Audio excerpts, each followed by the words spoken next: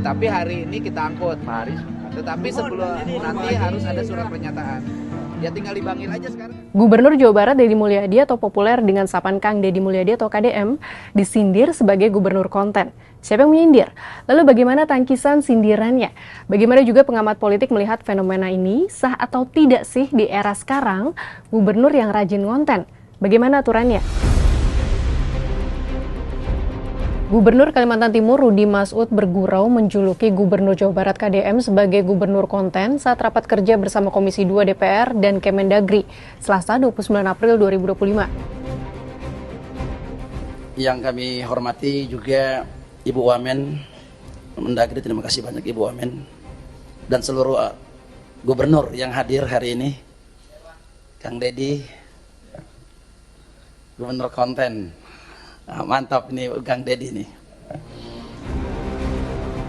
Candaan soal gubernur konten ini merujuk pada aktifnya konten yang dibuat KDM di kanal medsos pribadinya, yaitu di Instagram @deddymulyadi71 dan YouTube @kangdeddymulyadi channel. Atas julukan ini KDM pun membalas dengan menyatakan jika konten yang dibuatnya dapat menurunkan iklan di Pemprov Jawa Barat. Tadi Pak Gubernur KDM mengatakan gubernur konten, alhamdulillah. Dari konten yang saya miliki, itu bisa menurunkan belanja rutin iklan. Biasanya iklan di Pemprov Jabar kerjasama medianya 50 miliar. Sekarang cukup 3 miliar tapi viral terus. Terima kasih. Wah, kalau klaim ini benar adanya berarti sangat signifikan ya efisiensinya. Dari 50 miliar rupiah menjadi hanya 3 miliar rupiah atau setara dengan menghemat 94%. Nah, akun media sosial KDM memang tak main-main ramainya. Di Instagram jumlah pengikut Deddy mencapai angka 3 juta dengan total 6.693 unggahan.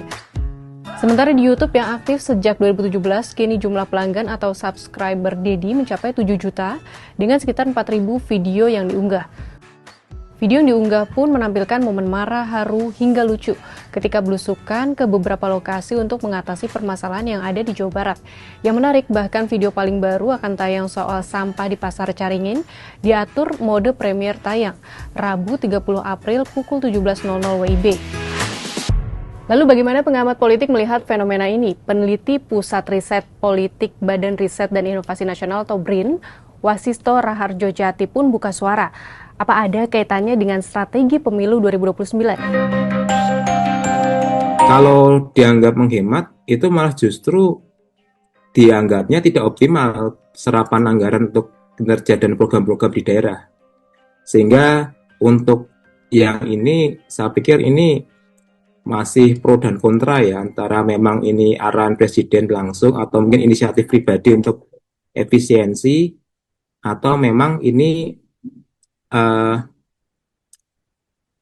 emang untuk hal yang lain, Mbak Marina. Jadi memang ini masih bisa untuk diperdebatkan lebih lanjut. Jadi memang di sini dengan viralnya Kang Deddy Mulyadi di Jawa Barat dengan berbagai macam aksi yang beliau lakukan, ya memang ini menjadi semacam investasi politik tertentu untuk 2009. Cuman kembali lagi ke preferensi masyarakat, karena preferensi itu selalu berubah dan dinamis. Yang dulunya suka pemimpin populis bisa jadi nanti malah menjadi pemimpin religius, atau yang dulunya pemimpin yang lebih suka gaya-gaya militeristik kemudian berubah ke pemimpin sipil. Selanjutnya yang nggak kalah penting untuk dibahas, apakah konten-konten KDM ini sesuai dengan tugas seorang gubernur yang ada di aturan atau undang-undang? Dalam Undang-Undang Nomor 23 Tahun 2014 tentang Pemerintahan Daerah, tugas gubernur adalah sebagai kepala daerah otonom sekaligus wakil pemerintah pusat di daerah. Gubernur memimpin penyelenggaraan pemerintah daerah berdasarkan kebijakan yang ditetapkan bersama DPRD, mengusulkan rancangan peraturan daerah dan memastikan terlaksananya kewajiban daerah. Nah, undang-undang ini lalu diturunkan lagi dalam Peraturan Pemerintah Nomor 33 Tahun 2018. Menurut PP ini, gubernur sebagai wakil pemerintah pusat mempunyai tugas mengoordinasikan pembinaan dan pengawasan penyelenggaraan tugas pembantuan di daerah kabupaten kota, melakukan monitoring, evaluasi, dan supervisi terhadap penyelenggaraan Pemda, memberdayakan dan memfasilitasi daerah, evaluasi rancangan perda, pengawasan perda, dan melakukan tugas lain sesuai dengan ketentuan peraturan dan perundangan. Dan karena kalau mengacu pada UU 23 2014 dan PP 3 2016, sebenarnya kan fungsi kepala daerah itu lebih melakukan koordinasi, supervisi, dan juga monitoring kan. Tapi memang di salah satu klausul di pasal di Undang-Undang 23 2014 tentang pemerintahan daerah, ada klausul yang mengatakan memang gubernur harus bisa mengambil tindakan tertentu yang itu tujuannya untuk kelancaran atau distribusi program, ya itu memang dibenarkan di situ. Namun itu dalam kerangka supervisi, monitoring, dan juga pengawasan. Nah, sejauh yang kita tahu dari konten-konten Kang Deddy Mulyadi itu memang ada kaitan ke sana. Cuman selebihnya saya pikir itu bukan dari hal itu ya, karena yang namanya supervisi, koordinasi, dan monitoring itu lebih pada harmonisasi program pusat di daerah dan juga bagaimana gubernur ini mengambil inisiatif-inisiatif yang itu memang tujuannya untuk melancarkan program pelayanan publik di daerah.